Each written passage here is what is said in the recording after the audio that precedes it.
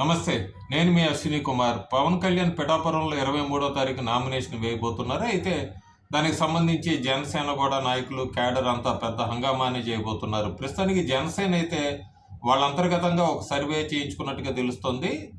పోటీ చేస్తున్న 21 స్థానాల్లో ఏ స్థానాలు గెలిచే అవకాశాలు ఎక్కువ ఉన్నాయన్నది వాళ్ళ అంతర్గత సర్వే ప్రకారం అయితే జనసేన లెక్కలు వేస్తున్న గెలిచే స్థానాలు చూసుకుంటే మనం అనకాపల్లి, పెందుర్తి, పిఠాపురం, కాకినాడ రూరల్, పి గన్నవరం, రాజోల్, నర్సాపురం, తాడేపల్లిగూడెం, భీమవరం, తెనాలి, అవనిగడ్డ ఈ 11 స్థానాలు అయితే ఖచ్చితంగా గెలుస్తామని చెప్తున్నారు.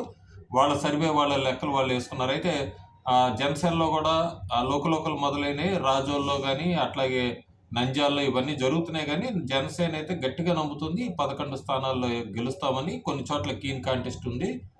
రాబోయే రోజులు అక్కడ క్యాంపెయిన్ పెంచుకుంటే ఇంకొక 3-4 స్థానాల్లో గెలిచే అవకాశాలు ఉన్నాయన్నది ఏప్రిల్ 18వ తారీఖు ప్రకారం జనసేన అంతర్గత సర్వే ప్రకారం అయితే వాళ్ళు ఈ 11 స్థానాల్లో ఖచ్చితంగా గెలుస్తామని చెప్పి లెక్కలు వేసుకుంటున్నారు. Thank you.